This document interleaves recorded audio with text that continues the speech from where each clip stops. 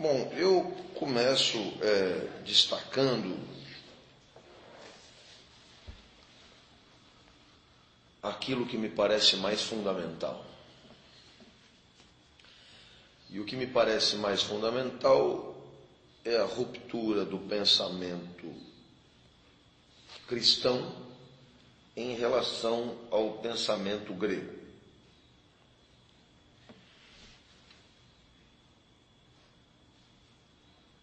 É importantíssimo que isso fique compreendido, porque como nós vivemos numa sociedade cristã, no que tange a sua maneira de pensar e os seus valores, temos a impressão de que as coisas sempre foram como são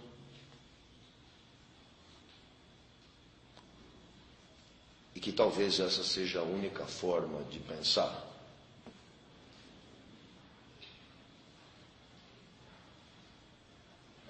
Em especial porque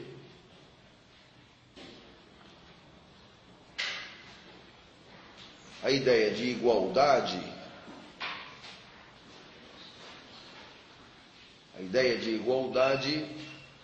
ela está por trás de praticamente qualquer tipo de reflexão ética que você pretenda fazer.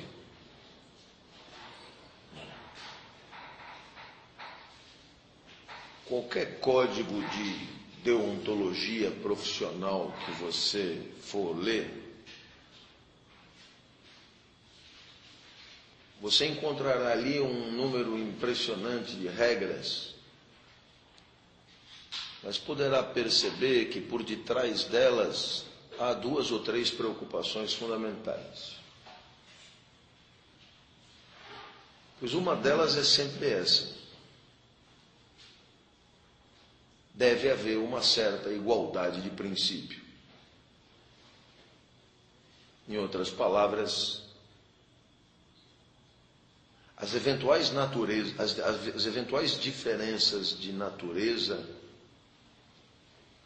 as eventuais diferenças físicas, as eventuais diferenças de habilidade, as eventuais diferenças de talento, bem como as eventuais diferenças de origem social, de pertencimento étnico, de pertencimento familiar, todas essas diferenças que antecedem a deliberação do homem na hora de viver, elas não podem contaminar a moral. Em outras palavras, você pode ter no mundo 1 milhão de diferenças entre as pessoas. No entanto, nada disso tem a ver com a sua virtude moral. Por quê? Porque as pessoas serão moralmente dignas em função daquilo que elas escolherem para a própria vida. E, portanto, a substância da dignidade moral do homem está exclusivamente centrada nas suas decisões existenciais. Portanto, qualquer tipo de diferença de fato material, social, étnica, que anteceda esta decisão ou esta deliberação, nada tem a ver com a moral.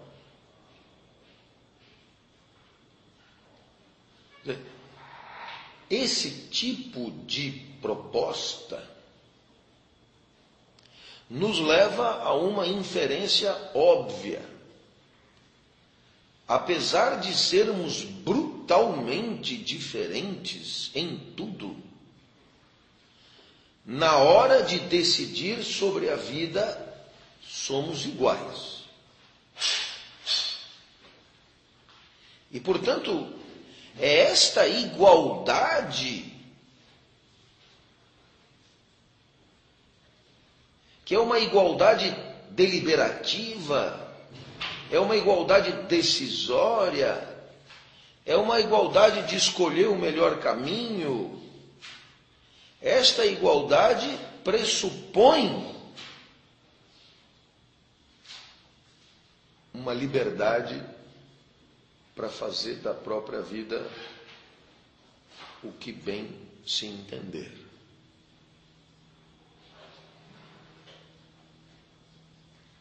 Porque se não tivéssemos essa liberdade,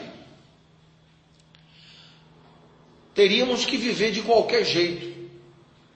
E como é que vive aquele que não tem liberdade? Vive regido por aquilo que tem. E o que é que teríamos para definir a nossa vida? Teríamos o que tem os gatos, teríamos o que tem os pombos, teríamos a nossa natureza. E aí, se fôssemos regidos pela nossa natureza, como a nossa natureza é muito diferente, não haveria igualdade.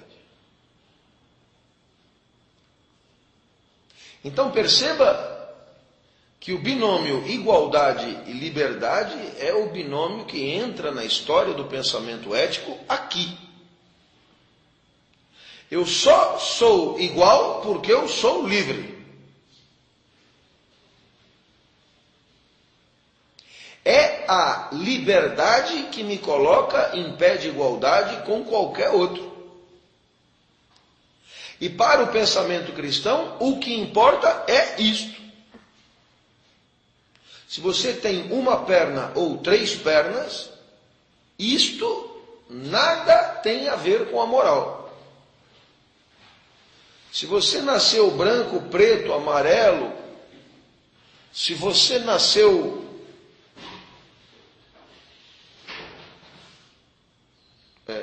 mentalmente apequenado ou avantajado, isso não importa. Por quê?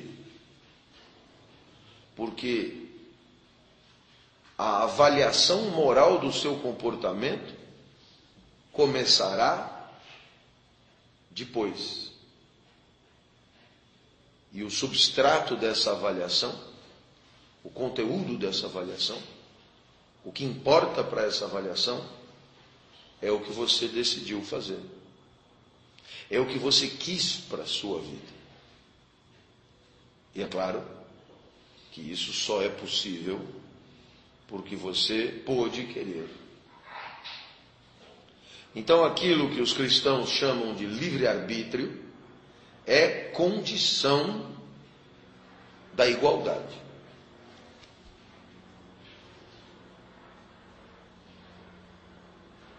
Ora, na hora que você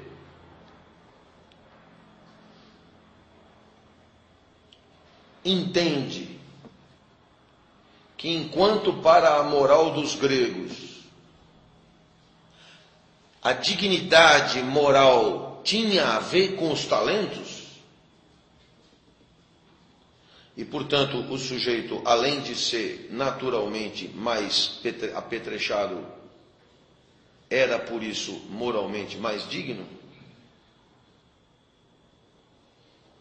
e que para o pensamento cristão você tem um divórcio entre a natureza e a moral, e esse divórcio é patrocinado pela liberdade,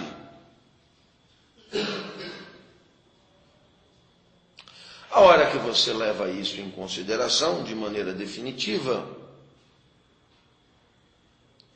é claro que cabe a pergunta, mas da onde vem esta liberdade que nos aparta do resto da natureza? E aqui é claro A liberdade que nos aparta do resto da natureza é um atributo da vida humana que tem a ver com a sua filiação. Nós somos filhos de Deus, feitos à sua imagem e semelhança. E é desta filiação que a nossa vida é distinta do resto da natureza. Então é claro que eu posso perfeitamente admitir que uma vaca é melhor do que a outra porque dá mais leite, ou que um cavalo é melhor do que o outro porque corre mais, e assim por diante. No resto da natureza isso não tem nenhum problema. Por quê? Porque de certa maneira não há por que fazer uma reflexão moral sobre vacas e cavalos. Afinal de contas, eles são o que eles são. Ao passo que, no caso da vida humana, como temos 360 graus de possibilidades, como temos liberdade, a investigação sobre o melhor caminho é pertinente. Não há o melhor caminho para um gato, porque o gato viverá como só tiver que viver como gato. Mas há o melhor caminho para nós. Por quê? Porque no nosso caso, enfim, depende de nós. Então você poderia me perguntar, mas então somos todos iguais? Então somos todos iguais moralmente? Não. A igualdade é uma igualdade de princípio. Mas é claro que alguns, na hora de escolher a vida, na hora de deliberar sobre a vida, farão escolhas melhores do que outros. Então a gente pode dizer que o pensamento cristão passou a régua nas diferenças de natureza, graças ao divórcio da natureza com a moral, deu a todos as mesmas condições de dignidade moral, mas evidentemente que a partir daí você assiste ao reaparecimento das diferenças entre nós, a partir do quê? A partir das escolhas que fizermos. Marco zero da moral. Somos todos igualmente livres para viver. A partir daí, as diferenças se restabelecem. Mas eu espero que você entenda que as diferenças morais para os gregos são, antes de mais nada, diferenças naturais. As diferenças morais para o cristão são, antes de mais nada, diferenças deliberativas, diferenças de decisão, diferenças que decorrem da liberdade que todos temos, né, de optar por ser canalha ou optar por ser santo. E eu espero que aqui você entenda o quanto o pensamento cristão influenciou a nossa maneira de pensar. Talvez não tenhamos mais Deus tão presente.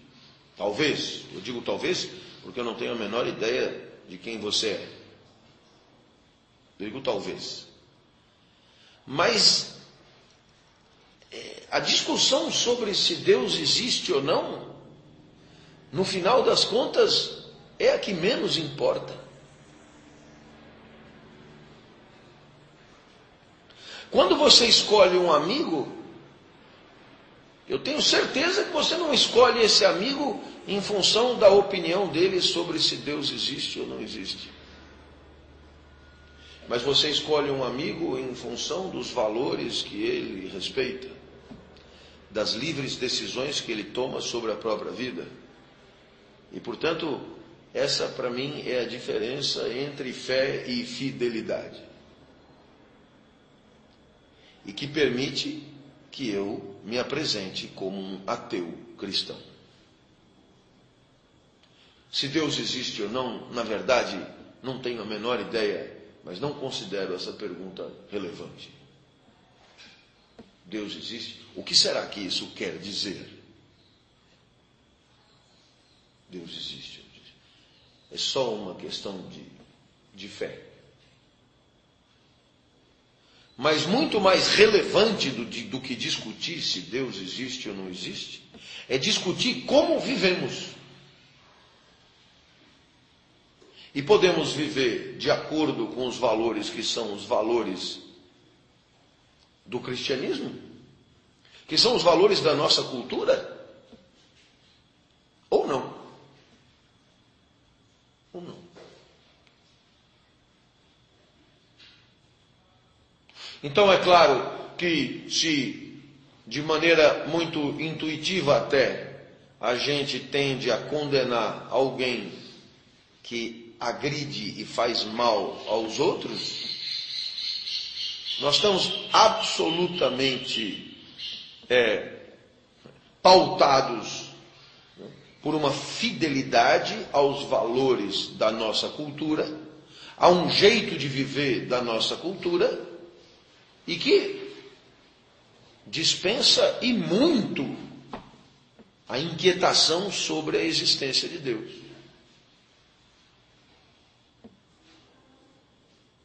E é por isso que, de certa maneira,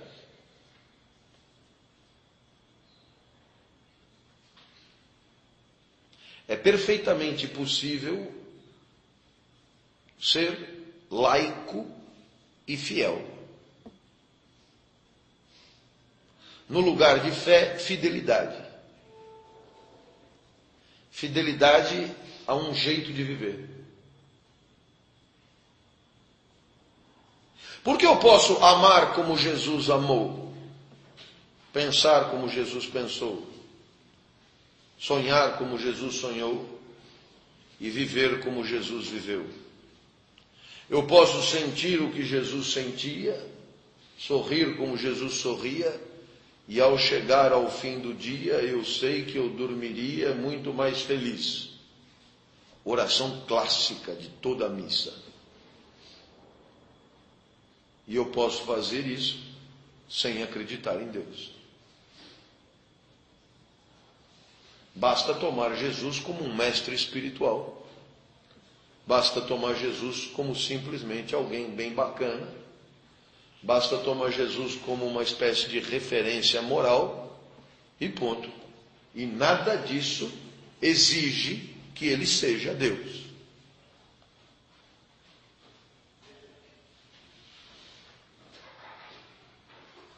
Então, é claro, o que eu estou querendo dizer com isso?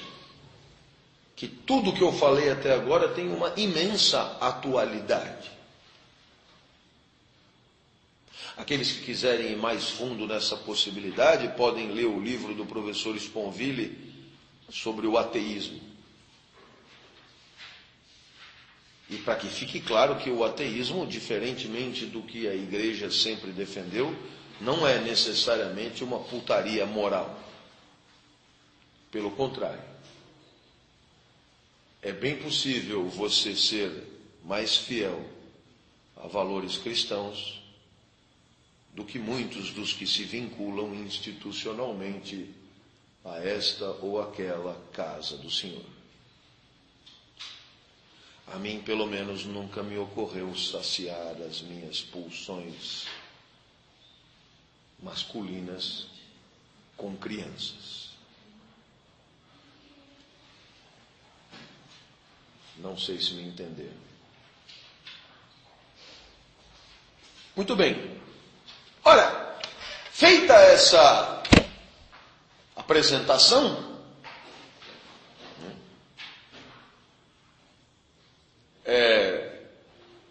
eu aproveito para acrescentar aqui um elemento. Eu estudei 12 anos em um colégio jesuíta e ao longo desses 12 anos o colégio tudo fez para impedir que eu entendesse a importância do pensamento cristão. Aliás, eu queria ir mais longe. O colégio tudo fez para impedir que eu entendesse a importância de qualquer coisa. Portanto, apesar do colégio, apesar dos professores de religião que eu tive, absolutamente dogmáticos e preocupados em saber se eu tinha decorado os pecados capitais ou os sacramentos ou não sei o que realmente importava nunca foi ensinar. Nunca foi ensinar. Eu só vim discutir o pensamento cristão com alguma fertilidade de 10 anos para cá, por minha própria conta. Portanto, eis aqui mais uma convicção que eu tenho. As instituições religiosas acabam se convertendo no pior caminho para o conhecimento da relevância do pensamento cristão. E quem diz isso, além de mim, é um monte de gente, como Nietzsche, por exemplo. A melhor maneira, ou Spinoza, por exemplo. A melhor maneira de você conhecer o pensamento de Cristo é passar longe daqueles que se apresentam como intérpretes oficiais do pensamento de Cristo. Eu posso garantir isso. Enquanto criança eu fui vítima de... Eu tenho até para comigo que aqueles que se dispuseram a me ensinar alguma coisa, não é que tenham agido de má fé, é que ignoravam mesmo a importância do pensamento cristão para o desdobramento do pensamento moral a partir de então. Porque só não enxerga quem não quer. Aquilo que viemos a chamar de iluminismo e de humanismo depois da Idade Média, nada mais é do que o pensamento cristão sem Deus.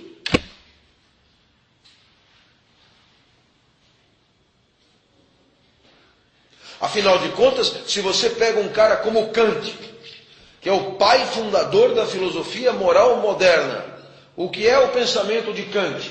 É o pensamento cristão sem Deus. No lugar de Deus, a razão universal. Você tira Deus, põe a razão universal e você tem o pensamento de Kant, que nós teremos bastante tempo para examinar. Mas eu não precisaria nem ir a Kant, que dá trabalho. Quando você estudou a Revolução Francesa, eu te pergunto, qual era o slogan da Revolução Francesa? Diga. O que mais você quer? Liberdade, igualdade e fraternidade são os 3 derivados do pensamento cristão.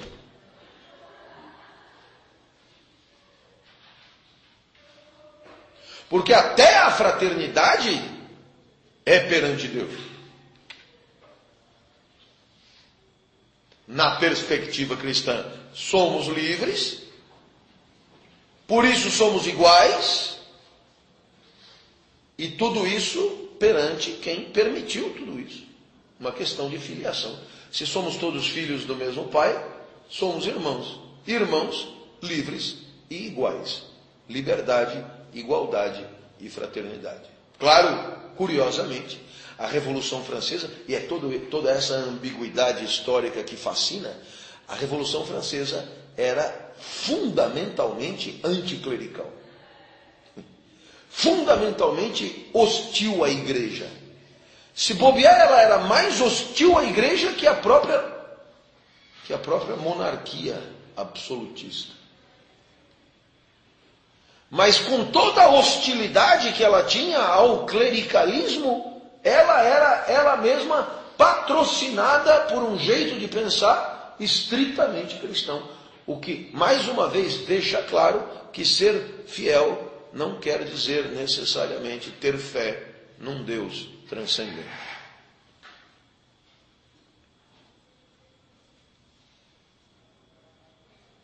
eu dava uma palestra e expus essas minhas ideias, e no final da palestra um sacerdote veio falar comigo, disse: professor, que maravilha, eu concordo com tudo que o senhor falou.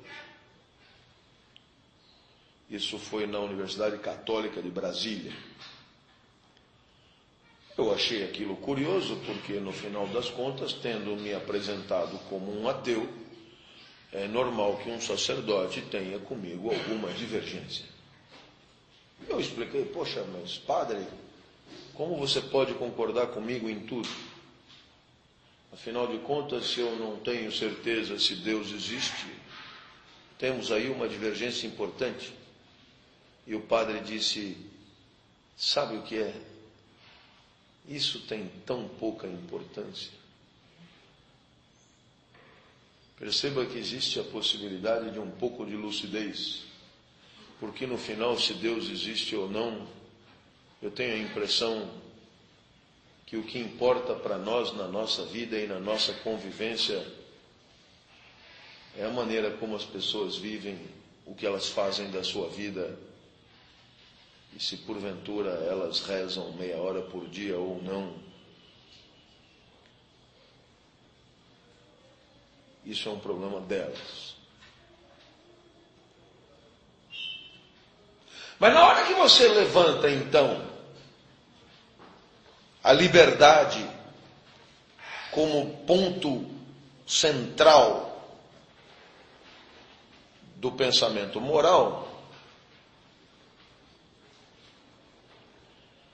na hora então que você levanta o livre-arbítrio como pedra de toque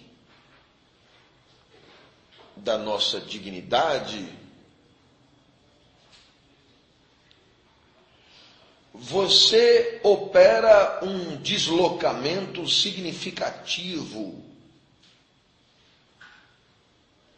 do talento natural que você herda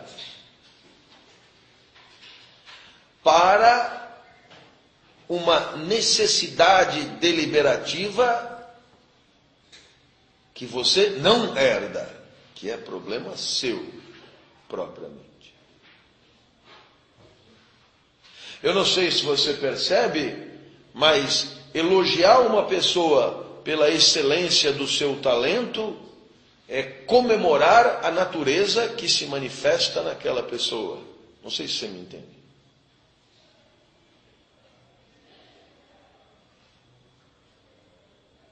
Mas quando você aplaude alguém por aquilo que ele decidiu fazer, o aplauso tem outro fundamento, outro conteúdo. Eu não estou aplaudindo a natureza que se manifesta na pessoa, eu estou aplaudindo a livre decisão dela de viver. Existe um deslocamento. Espero que você esteja entendendo o que eu estou falando.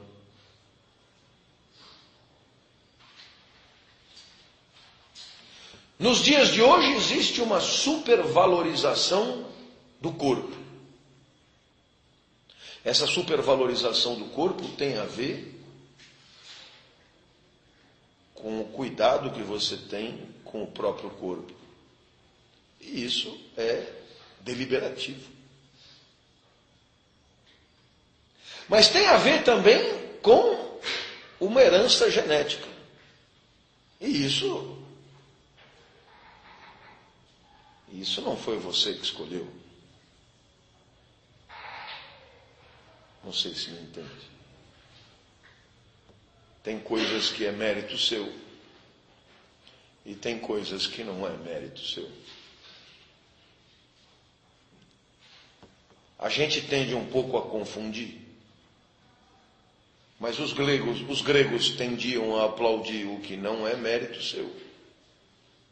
Os cristãos tendem a aplaudir o que é mérito seu. Então, é claro, se Gisele Bündchen nasceu como nasceu e naturalmente é como é, mas o que mais vai importar é o que ela decidiu fazer com isso. O que, na verdade, só o que vai importar é o uso do talento para esse ou aquele fim. Portanto, eu espero que você entenda que o que importa mesmo para o pensamento cristão é o que fazer com o que a natureza legou. E o fato da natureza ter legado pouco ou muito, pouco importa. O que é importante é o que fazer com o que a natureza legou.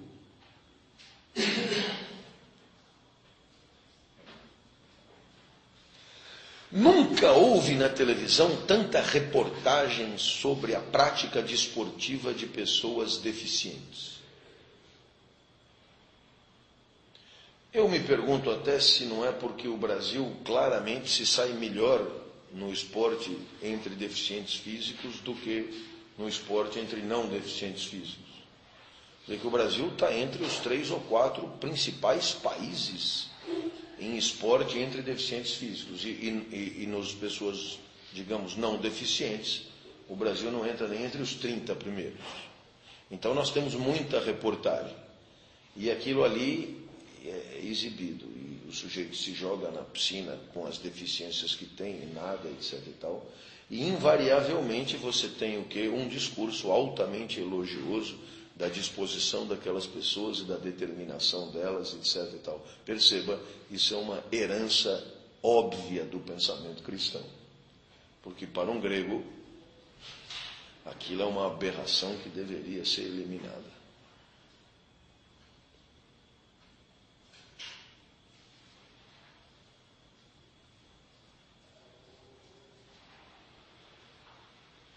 Um último exemplo.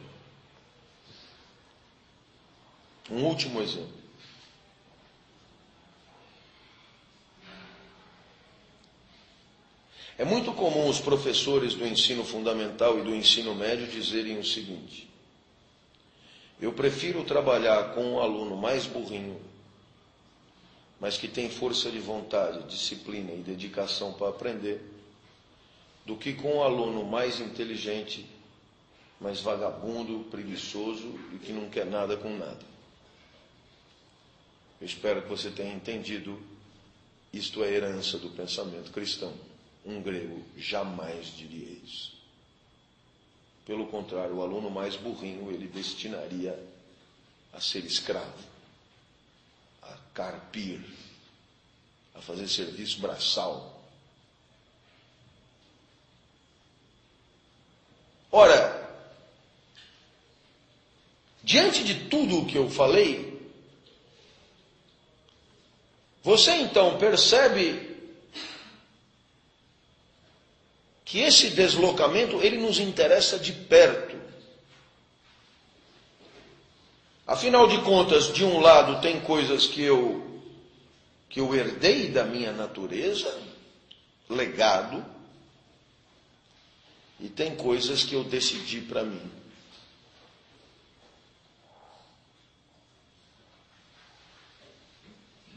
E, logicamente, se o que importa é o que eu decidi para mim,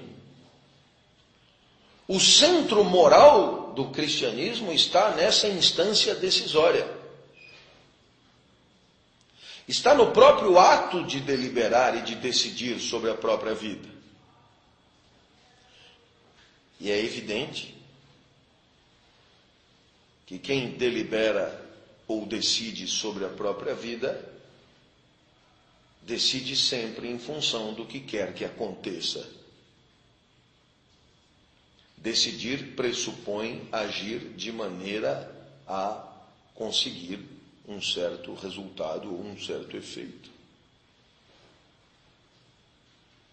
Quando você age, você não age sabendo exatamente o que vai acontecer. Mas quando você age sabendo exatamente o que você quer que aconteça.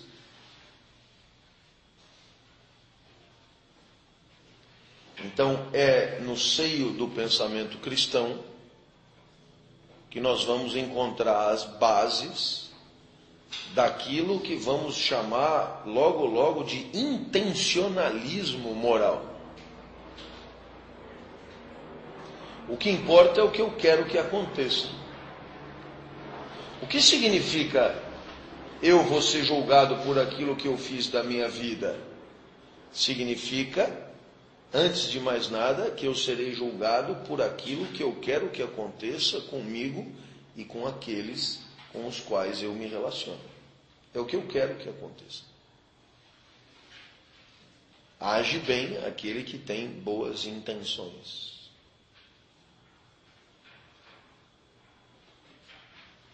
Então é claro que eu espero que você entenda que esse não é o único jeito de pensar a moral. Porque sempre haverá quem diga que de boas intenções o inferno está cheio.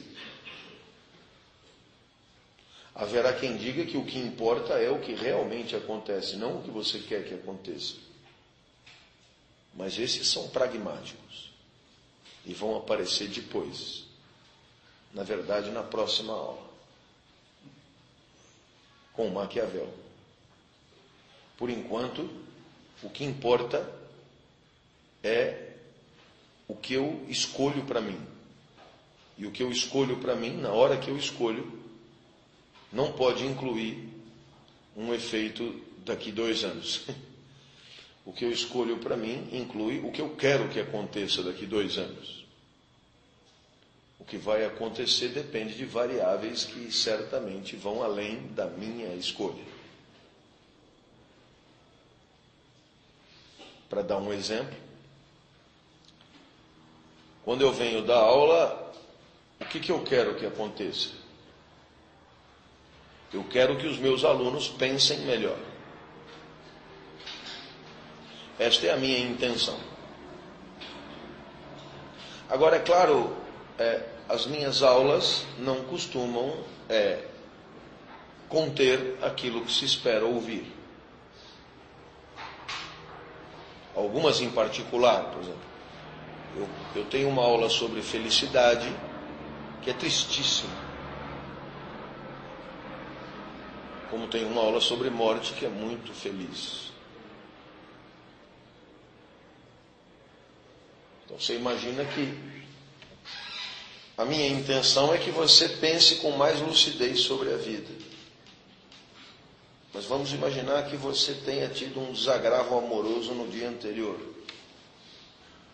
Não? Foi abandonado. Não? Isso na quarta-feira à noite. Depois que seu time perdeu.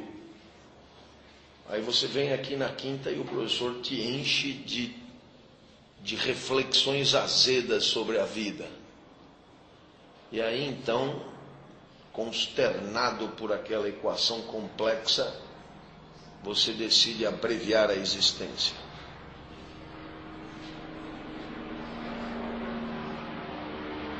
Eu espero que você entenda, eu só vim aqui para que você pense melhor. Essa é a minha intenção. E haverá quem diga que o objeto da moral é a minha intenção. Mas é claro que se a minha intenção é que você pense melhor sobre a vida, isso pode não acontecer. Pode acontecer de você se entediar e só. Pode acontecer de você não suportar. Pode acontecer um monte de coisa. Pode acontecer de você se encantar pelo que eu digo. Pode acontecer de você passar a me odiar. Pode acontecer de tudo. Mas o que vai acontecer, o pensamento cristão nos ensina a dar importância ao que se pretende que aconteça. Porque é só isso que eu posso controlar. É o que eu quero que aconteça.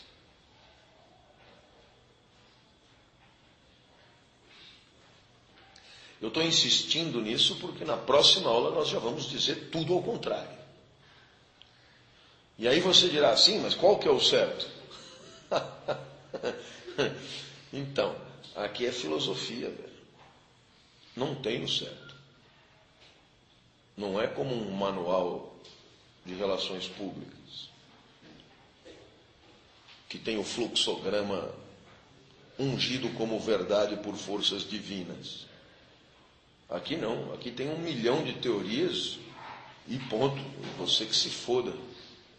E todas as teorias têm muito mais buraco que outra coisa. Porque é claro que você poderia levantar a mão e dizer, a minha responsabilidade moral é só pelo que eu quero que aconteça, e tudo que eu produzo no mundo que eu não queria que acontecesse passa batido? Para o pensamento cristão passa.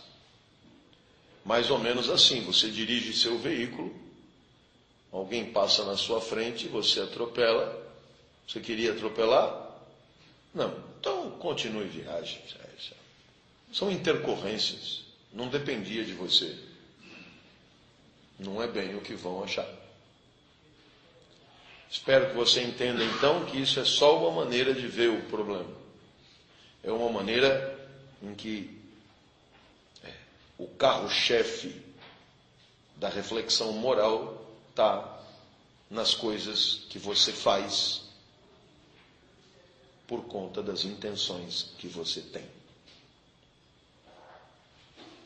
Ora,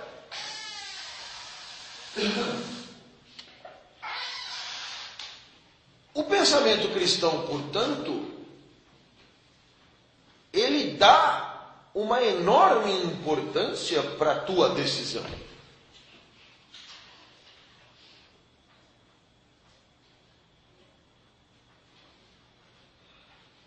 Em aulas anteriores, nós mostramos que o pensamento grego é um pensamento de encaixe. É um pensamento de complementaridade funcional. O vento venta, a maré mareia, eu dou aula, etc. E, portanto, eu só tenho sentido como peça de uma engrenagem. Então, na verdade, o que realmente importa na minha vida é a harmonização dela com o todo.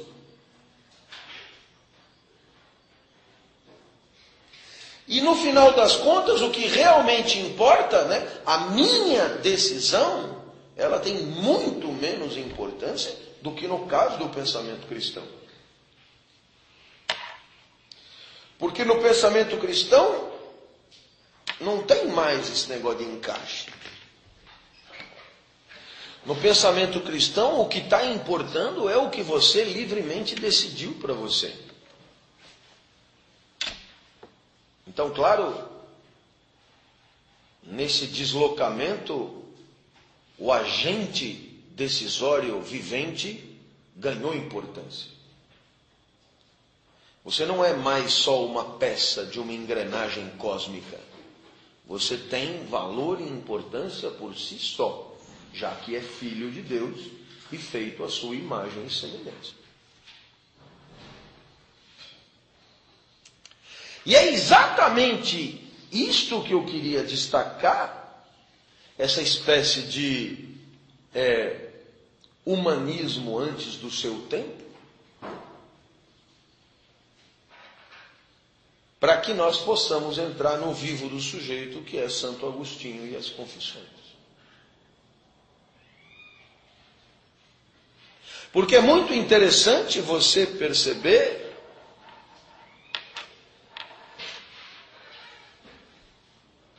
que as maneiras de pensar, elas não se seguem num rigor cronológico matemático. E, portanto, você pode encontrar antecipações de formas de pensar muito posteriores em obras muito anteriores. Esse é o caso aqui. Haverá até quem diga que Agostinho é o precursor da pós-modernidade.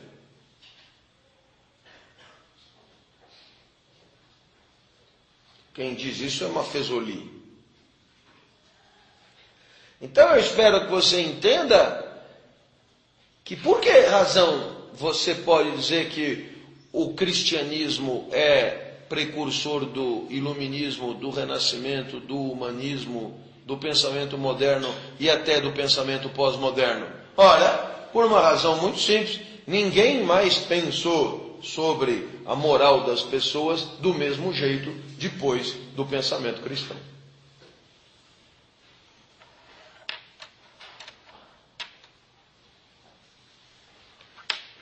Então, feita essa grande introdução, eu apresento aqui uma certa estrutura das confissões, primeiro gerais, e destaco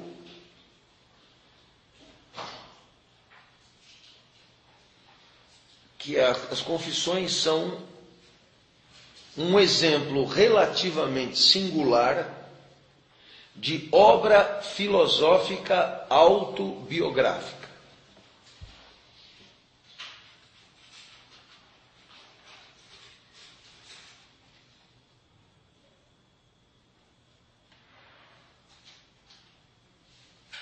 E claro, trata-se de uma obra extremamente bem escrita, com recursos de estilo fascinantes e, portanto, ela é junto,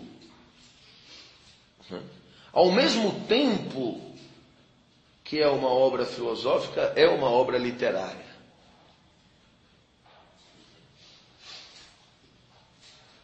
Confissões poderia concorrer ao Nobel de Literatura, se não houvesse aí um problema histórico.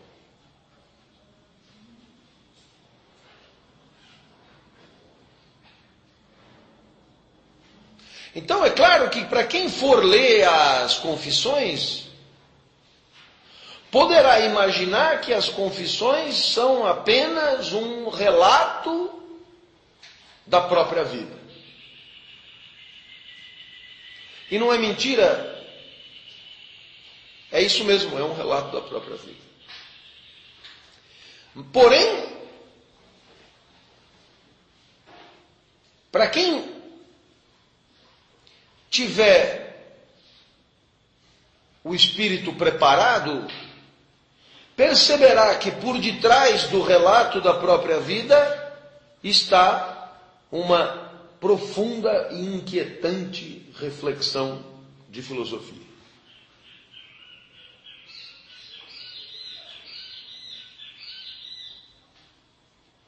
A obra foi escrita em torno de 400 a.C.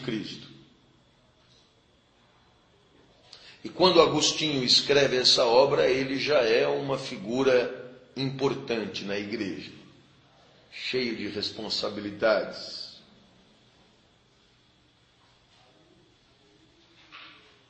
Agostinho mesmo é o primeiro a dizer que na obra Confissões tem 3 personagens importantes.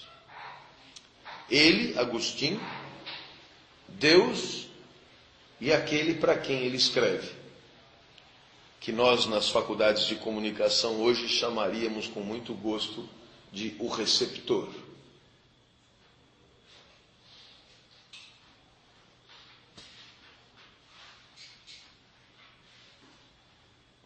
É claro que as Confissões não é uma simples autobiografia, e inclusive, veja, a própria ideia de uma autobiografia naquele momento seria moralmente inaceitável. Afinal de contas, uma autobiografia por si só poderia ser interpretada como um estilo de culto à própria personalidade, o que, é claro, é incompatível com os valores de humildade próprios do pensamento cristão, sobretudo da época. Portanto, entender as Confissões como uma autobiografia seria um contrasentido.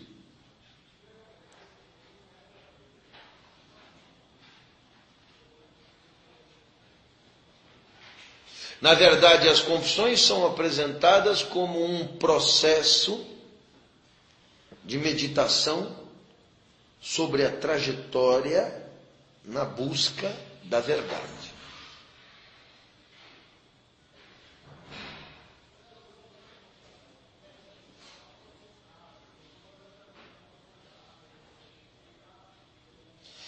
Mas para nós o que vai importar nas Confissões, e é aqui que eu queria chegar, o que vai importar é o livro 11. E por quê?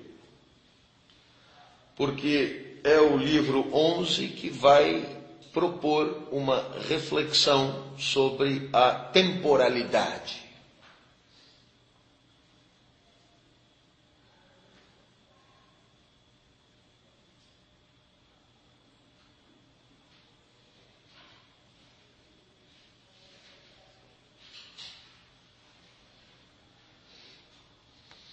Na verdade, os 4 últimos livros são os mais filosóficos da obra, e o livro 11 é o mais conhecido dos 4 últimos livros. Então, é claro, é sobre isso que falaremos a partir de agora. A pergunta é: o que pode ter a ver uma reflexão sobre a temporalidade a ver com a ética? E é claro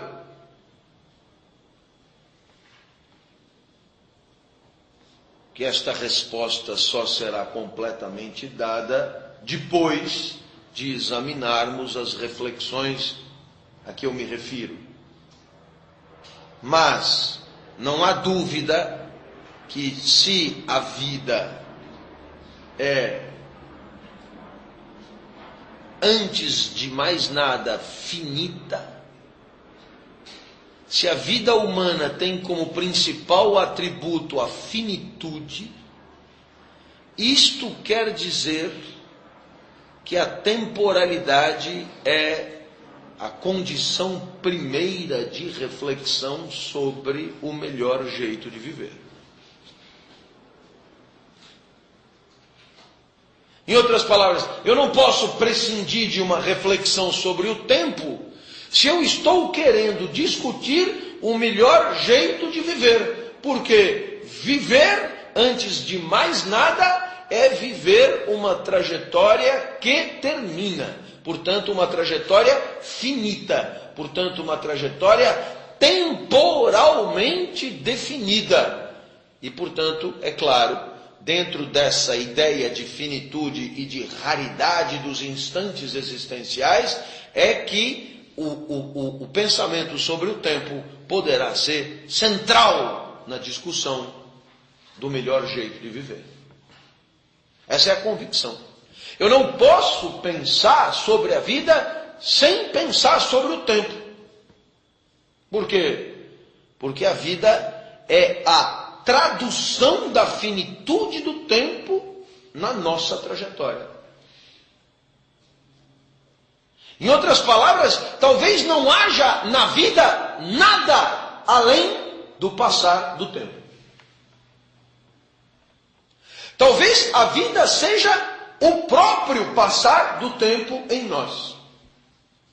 E, portanto, é claro que, sendo assim, a reflexão sobre a vida não pode prescindir da reflexão sobre o tempo. Eu não vou me privar, não é? Eu não vou me privar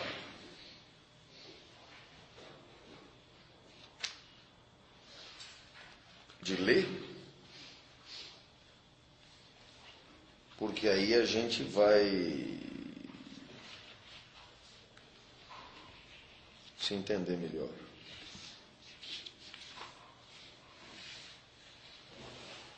A primeira pergunta que Agostinho faz é: o que é então o tempo? E ele responde de forma extremamente curiosa. Ele diz: se ninguém me perguntar, eu sei o que é. Mas se alguém me puser a questão e que eu tente explicar, eu já não sei mais. Ora,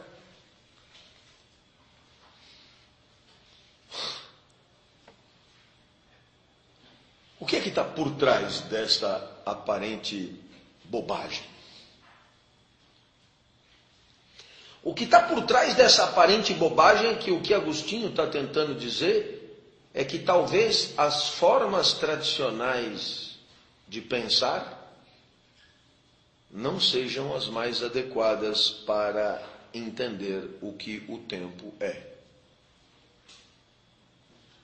Em outras palavras, se eu continuar pensando como eu penso as outras coisas, por exemplo, em termos de categorias, em termos de relações de causa e efeito, se eu continuar tentando encaixar o tempo na minha maneira tradicional de pensar, talvez eu não chegue a lugar nenhum. É por isso que ele diz, se eu tiver que tentar explicar o que é o tempo, eu já não sei mais. Por outro lado, se eu não tiver que explicar, isto é, se eu não tiver que traduzir o tempo em discurso, isto é, se eu não tiver que definir o tempo e oferecer para o tempo uma definição aos moldes do pensamento de Aristóteles, para encontrar diferença específica, etc, etc, eu sei o que o tempo é. Mas esse saber sobre o tempo que eu tenho, não é um saber que se deixa traduzir em discurso.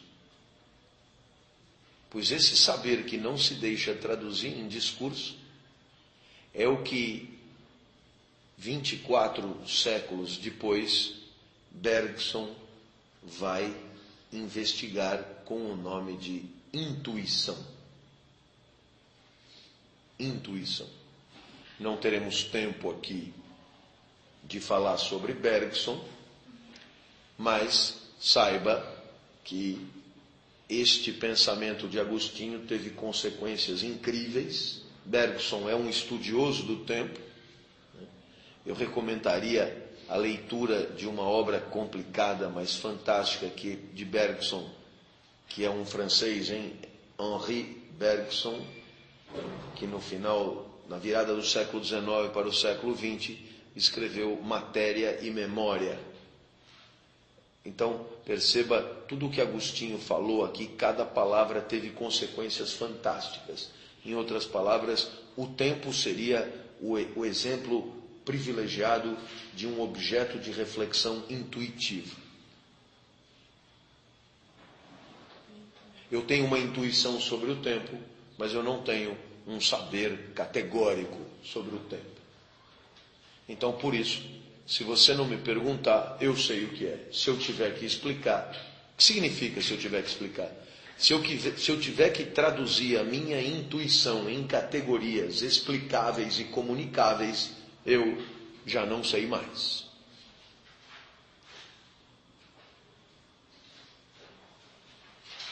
Apesar disso, dá para dizer algumas coisas. E ele diz assim: eu afirmo com força o que segue.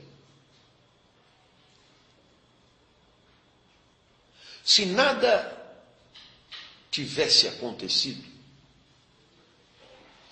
não haveria passado.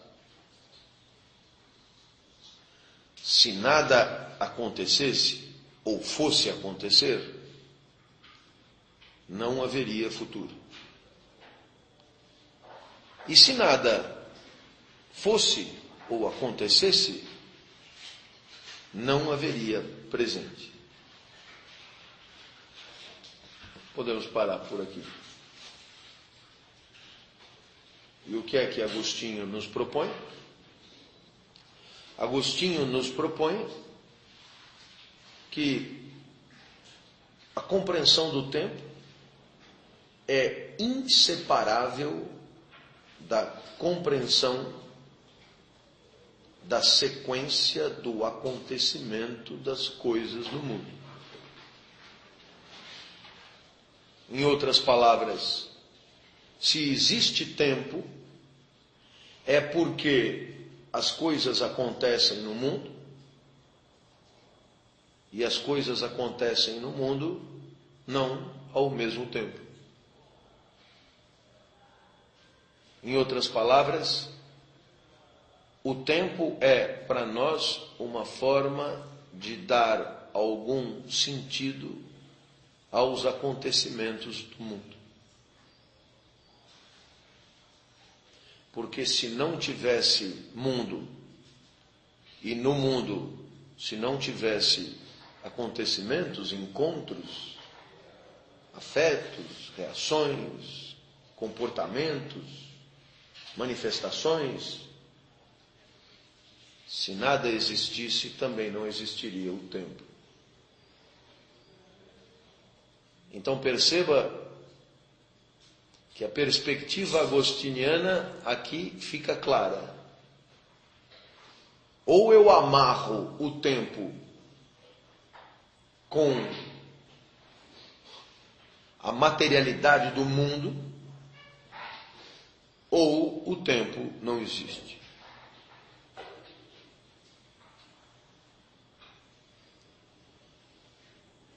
Aí ele continua. Mas estes dois tempos, o passado e o futuro,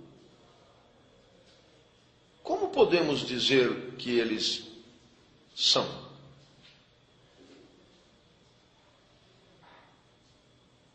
Afinal, o passado não é mais. O futuro não é ainda.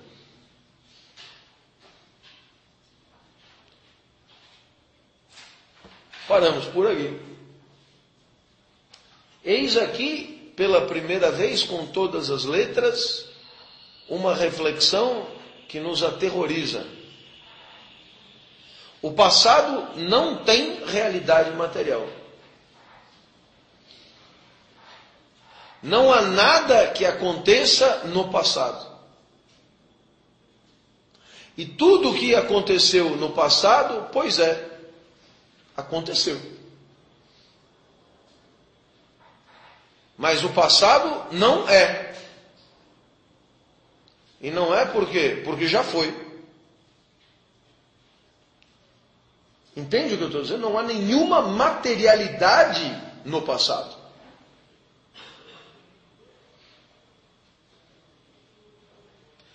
Eu desafio vocês a ir para casa tentar investigar alguma coisa que exista no passado.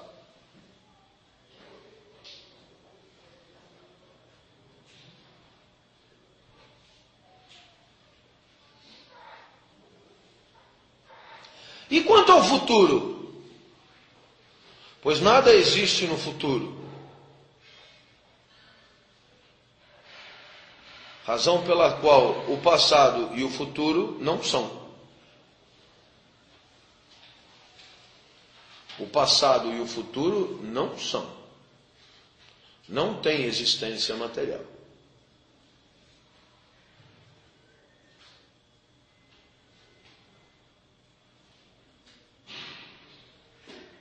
Quanto ao presente, caberia a pergunta, né, do que estamos falando? Porque se o presente permanecesse presente, sem se transformar em passado, ele não seria tempo. Ele seria eternidade. É foda, velho. Você pensa o quê? Né? Então você tem aí uma definição de eternidade espetacular. O que é a eternidade? É o presente que não vira passado. E o que é o tempo? É o presente que vira passado. E na hora que você vai definir uma coisa que quando você olha já não é mais, evidentemente você está sem objeto. E o passado? O passado não é.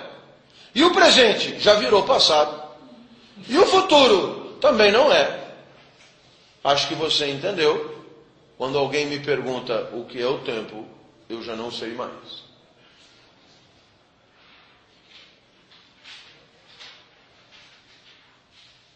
Perceba, pela lógica mais simples do mundo, eu só posso definir uma coisa se ela continua ali. Porque se ela muda, na hora que eu terminei a definição, ela já não é mais. Está perfeito? Toda definição pressupõe uma certa estabilidade ou permanência do objeto definido. Está claro? Ora, se o presente vira passado instantaneamente, como é que eu posso definir o presente? Sobretudo sabendo que o passado não é. Portanto, o presente nada mais é aquilo que deixa de ser a cada instante. Porque se o presente não deixasse de ser a cada instante, continuaria presente. Seria eternidade, e eternidade é tudo o que o tempo não é.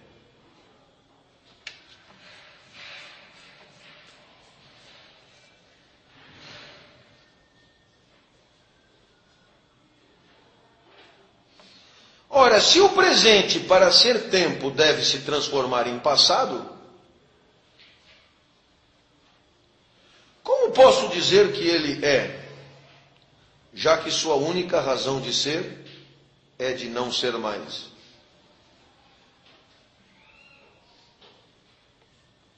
Como podemos dizer que o presente é, se no fundo, ao defini-lo como passado, ele já não é? Entendeu o que eu estou dizendo?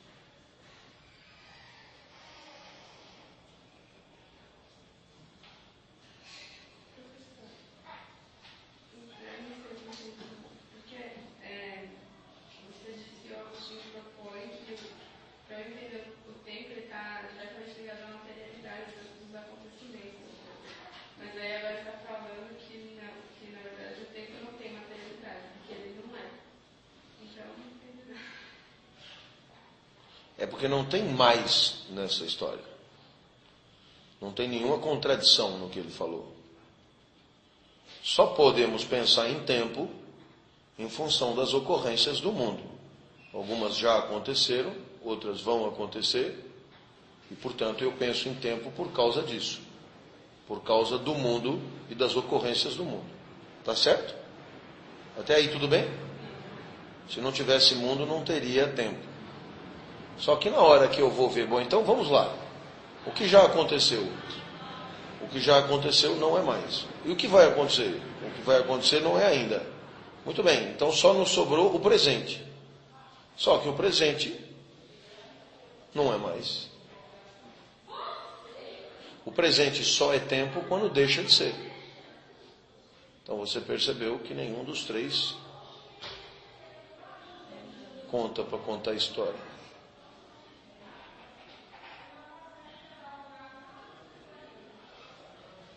Mas o tempo tem que ter.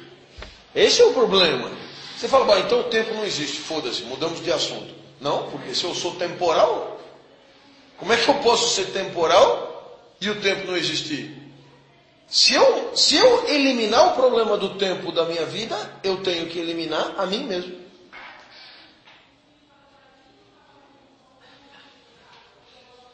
Porque eu nasci no tempo.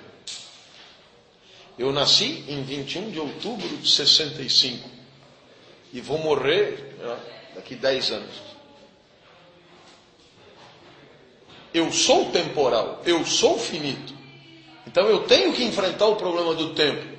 Porque se eu não enfrentar o problema do tempo, eu não consigo enfrentar o problema de nada que seja temporal. E como aqui entre nós nunca encontramos nada que não seja temporal, é melhor enfrentar o problema do tempo. Não sei se você me entendeu. Haveria uma maneira de eliminar o problema do tempo. É dizer o seguinte, tudo que a gente vê, tudo que acontece no mundo é uma ilusão. A única coisa que realmente existe é a alma. E a alma é eterna. Pronto, como a eternidade não é tempo, nossos problemas acabaram. Mas como a gente trepa, a gente come, a gente vive, a gente vem à aula, a gente tudo, e não estamos dispostos a aceitar que tudo isso seja só uma ilusão, um delírio e alguma coisa que não existe, é melhor enfrentar o problema do tempo. Só que, na hora de falar sobre o tempo com os conhecimentos que são os nossos, nós temos uma dificuldade enorme, porque o passado não é, o futuro não é e o presente não é também. Tá certo?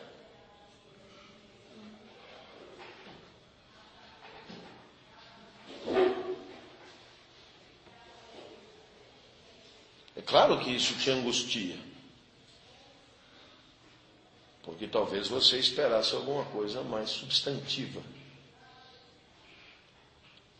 Mas quem sabe se ele não traz na sequência. O que eu acabei de ler é o parágrafo 14 do livro 11. E eu vou pular para o parágrafo 20 do livro 11.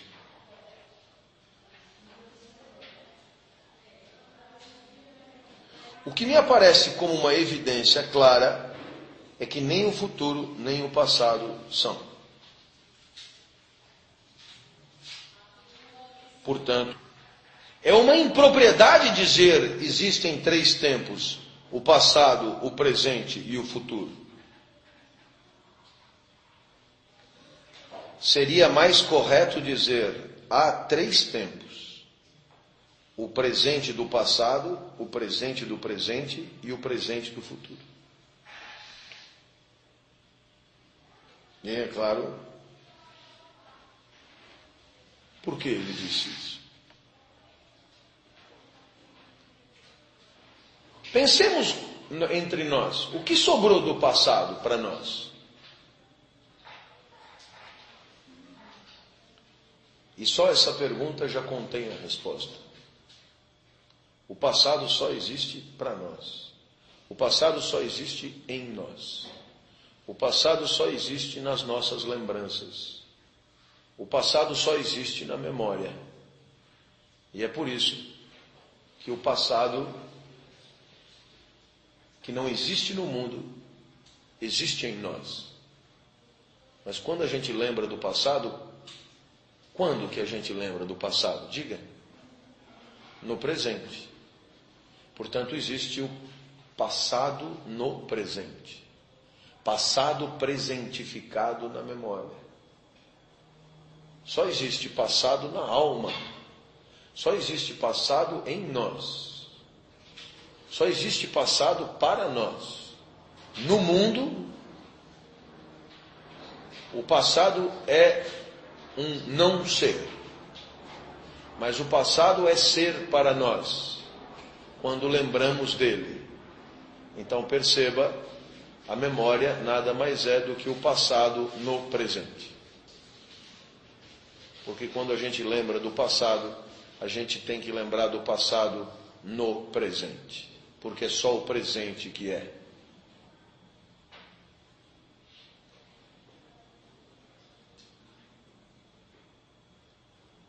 Da mesma maneira, quando a gente pensa sobre o que vai acontecer,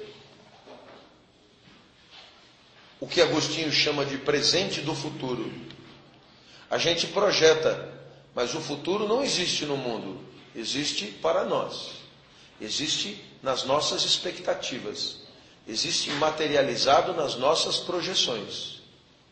Então perceba, o passado e o futuro são tempos da alma, tempos que só existem para nós.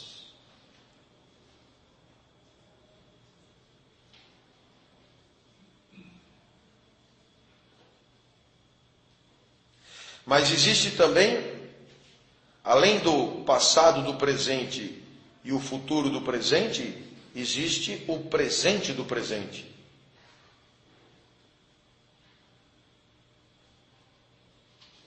O presente do presente é a percepção imediata do mundo.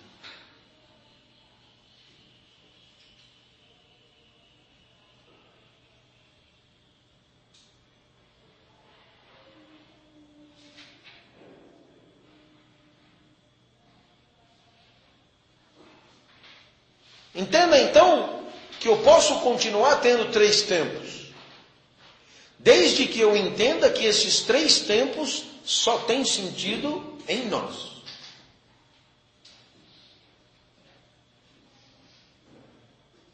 O passado só existe em nós, presentificado na memória. O futuro só existe em nós, projetado nas expectativas. E o presente existe em nós, percebido, na percepção imediata do mundo.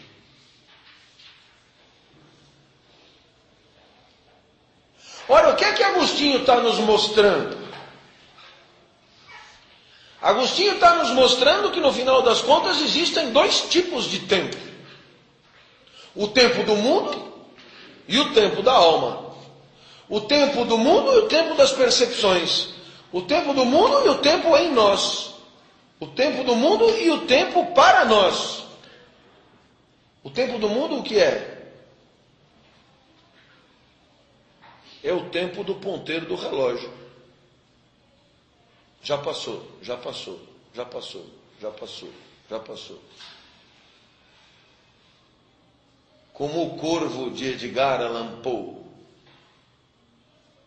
que ficava o tempo inteiro na janela gritando nevermore, nevermore, nevermore, nevermore, nevermore. Esse é o tempo do mundo. Absolutamente irrecuperável, absolutamente inestancável, absoluto deixar de ser, ininterrupto, segundo a segundo, instante a instante, nevermore, nevermore, nevermore. Mas nós não vivemos assim, gritando nevermore na janela. Nós vivemos com uma temporalidade que é toda nossa, que vai desde o que já aconteceu para o que vai acontecer e para o que está acontecendo. Transitamos entre o passado do presente, o presente do presente, o futuro do presente, numa temporalidade que é toda nossa e que nada tem a ver com o corvo de Edgar Allan Poe.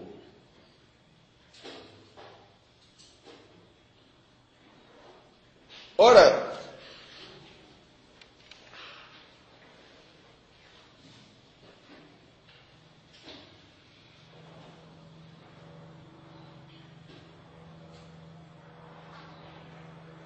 o que essa reflexão pode ter de ética?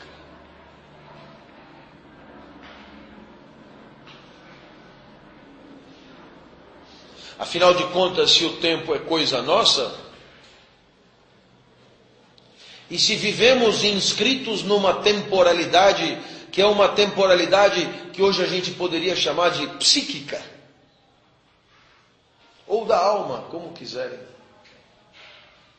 Uma temporalidade que é atributo da nossa psique. Uma temporalidade que só existe no nosso eu interior. Porque fora de nós é só o ponteiro do relógio que corre. Nós podemos então perceber que aquilo que nós chamamos de duração só tem sentido na nossa alma. Porque no tempo do mundo nada dura. Pelo contrário, tudo transita, tudo escapa. Portanto, se para nós as ocorrências duram, tem duração, esta duração é uma forma nossa de conferir temporalidade a um mundo inestancável. Quando você assiste a minha aula, você não assiste a minha aula dizendo 9h28, 9h29, 9, eu espero pelo menos que não faça isso, mas se for para fazer isso, é preferível nem vir. Quando você assiste a minha aula, você assiste com a certeza de que a aula dura, que o tempo dura. E é claro, essa durabilidade do tempo só existe para nós.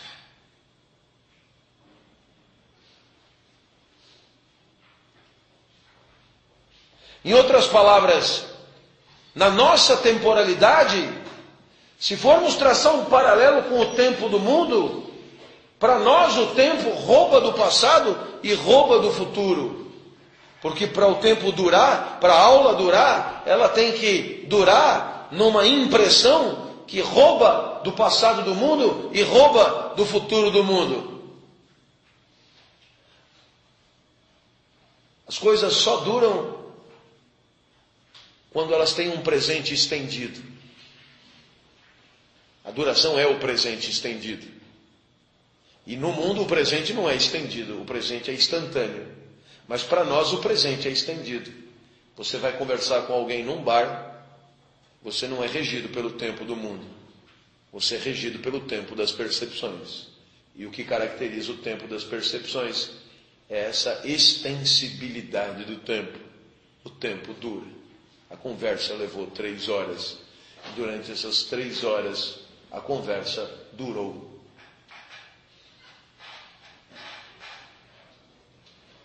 Então, é claro,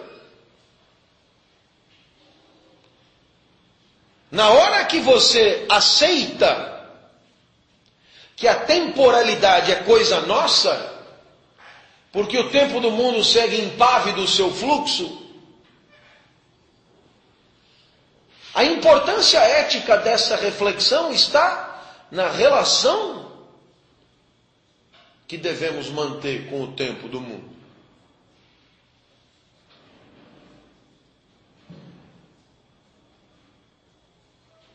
E é claro que nesse sentido fica fácil perceber que as nossas cadências temporais, as nossas cadências de temporalidade resultam de um trabalho interessantíssimo de civilização, de socialização, de exercício de poder. Por quê? Porque a percepção psíquica do tempo não pode estar desregrada. Controlar as temporalidades é controlar a vida. De certa maneira, entender o poder na sociedade é entender o controle do tempo. Não o controle do tempo do mundo, que é incontrolável, mas o controle do tempo das almas. O controle do tempo das percepções. O controle do tempo das cadências práticas. E você me ouve com cara de tacho, e talvez você clamasse por um exemplo. Os exemplos podem ser desde os mais simples até alguns mais sofisticados. Mas quando você entra no exército, tem alguém que tem um apito. E esse alguém faz assim: 1, 2, 3, 4, 1, 2, 3, 4. E você percebe que isto é um exercício do poder que cadencia o tempo da alma. Você tem que viver na cadência que eu estipulei. Acho que você entendeu. Eis aí uma forma de relacionamento do tempo da alma com o tempo do mundo, mediado por uma relação de poder muito clara, que é de quem é dono do apito. Mas eu espero que você entenda que isso não é um exemplo isolado. Porque desde que você nasceu, você foi para a escola de março a dezembro. Desde que você nasceu, você percebeu que tem uma época em dezembro que você descansa. Nada disso, você foi muito consultado.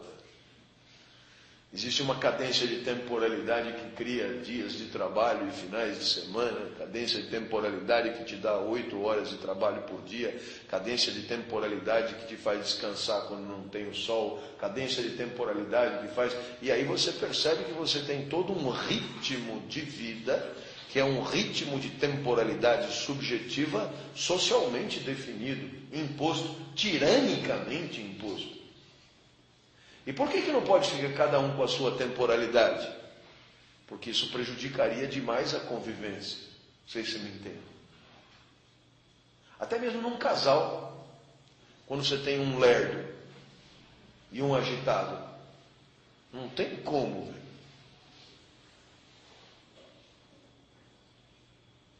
Eu me atrevo a dizer que dependendo do lugar que você tiver na sociedade, a cadência temporal autorizada e legítima será uma ou outra. Não sei se você me entende.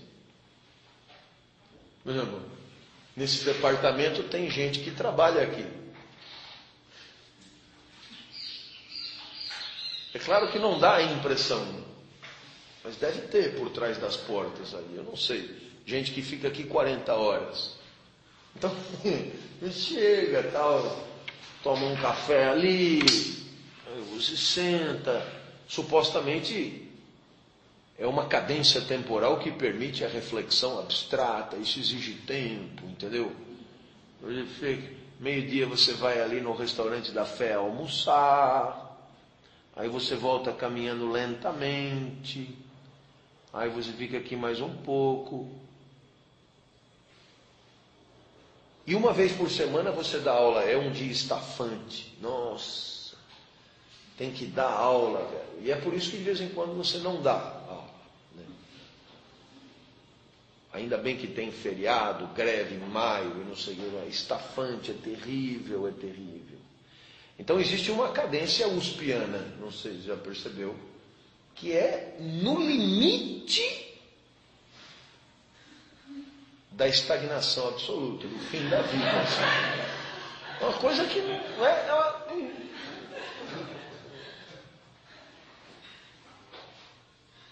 Eu me lembro, porque eu fiz 5 cursos de graduação aqui nesta universidade.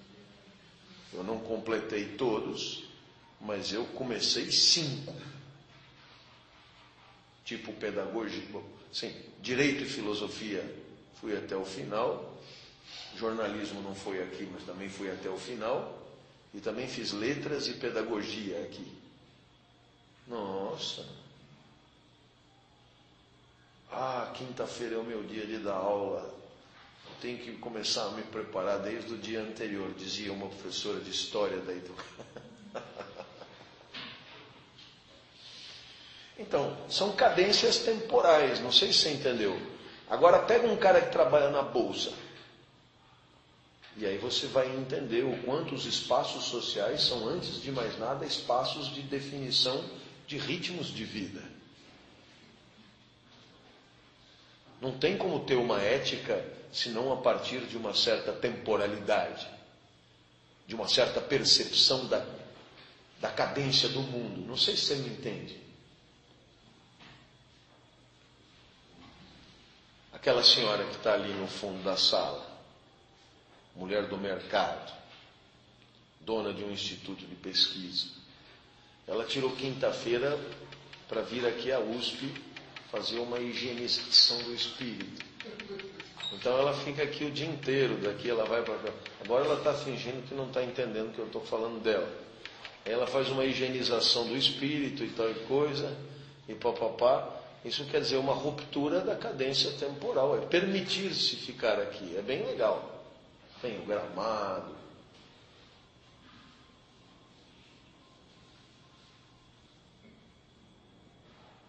Mas eu espero que você tenha entendido que a tua temporalidade, enquanto percepção do passar do tempo, vai depender demais de como você vive e de como você convive. E é por isso que a percepção do tempo é uma questão ética.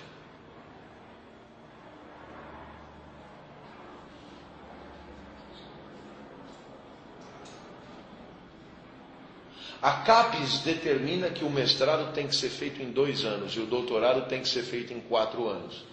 Acho que você percebeu. Esta cadência de ritmo de vida é uma questão de poder. Antigamente você podia fazer o doutorado em 8 anos. Você pegava uma bolsa, ia para Paris fazer doutorado sobre índio. Paris é um bom lugar, fazer doutorado sobre índio. E aí você renovava, tal. Os meus colegas de Casa do Brasil lá, quando eu fiz o doutorado, renovar a bolsa do doutorado de 2 em 2 anos era a única preocupação. E ficavam 8, 10 anos, porque não havia limite. Eu vou terminar para quê? Vou terminar para quê? Eu tenho uma bolsa e moro em Paris, não vou terminar nunca. Aí por causa desses abusos, brincadeira acabou. 2 anos para mestrado, 4 anos para doutorado.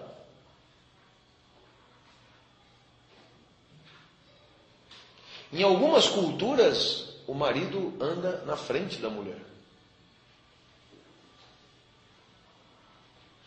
Eu diria que as nossas cadências temporais estão cruzadas por N momentos e sutilezas da nossa socialização e da nossa inserção no mundo civilizado.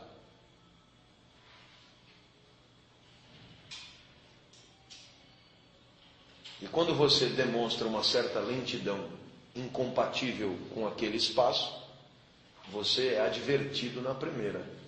Na segunda, você é posto para fora por não estar antenado com as necessidades do lugar. E quando alguém diz, nossa, eu tenho com aquela pessoa uma sintonia fantástica, parece que somos almas gêmeas. Em grande medida, isso se deve a um alinhamento de cadências de temporalidade que decorrem de espaços de socialização, da frequência a espaços de socialização semelhantes.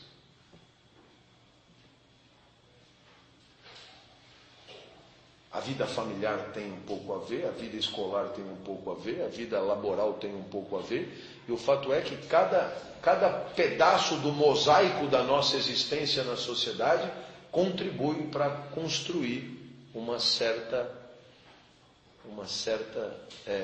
percepção do passar do tempo.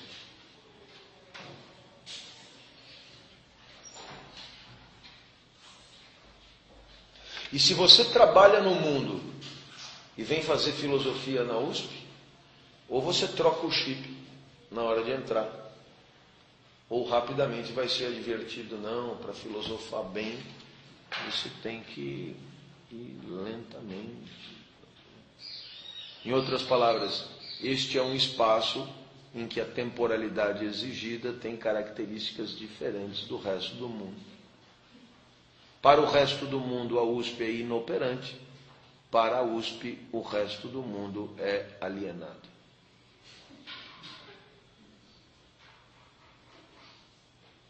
Porque a gente sempre tende a deslegitimar cadências temporais que não são as nossas. Ficou claro isso aqui? O que tem a ver a percepção do tempo da alma com a questão ética? O meu pai me acordava assim, todo dia.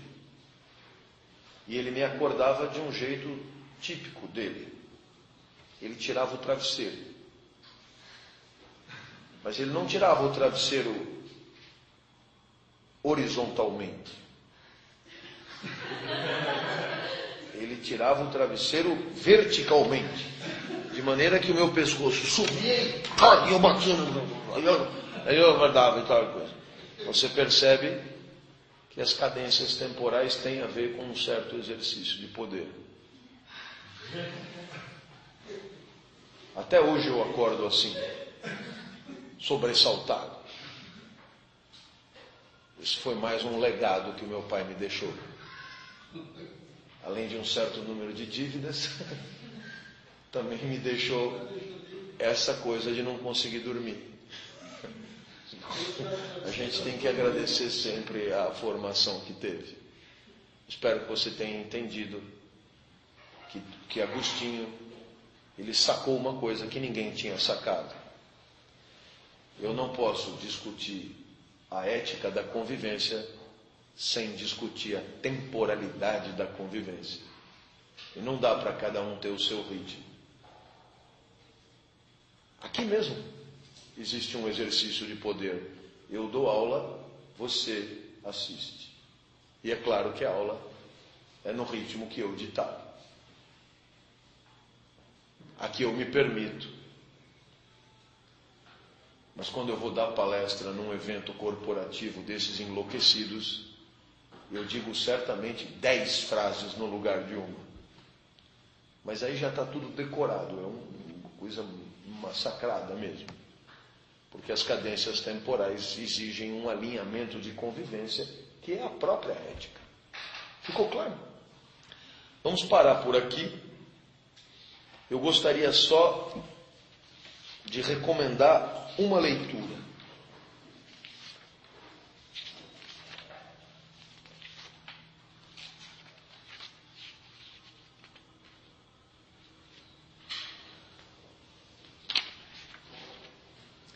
Você vai procurar os pensamentos de Pascal e você vai procurar de 147 a 172, não é a página, é o alinhamento. E você vai ler, isso aqui são 2 parágrafos, você lê em 2 minutos. Pensamentos de Pascal, 147 a 172, é o comentário do texto feito por Pascal ao que acabamos de tratar de Agostinho. Ok? Só isso. Semana que vem a gente continua.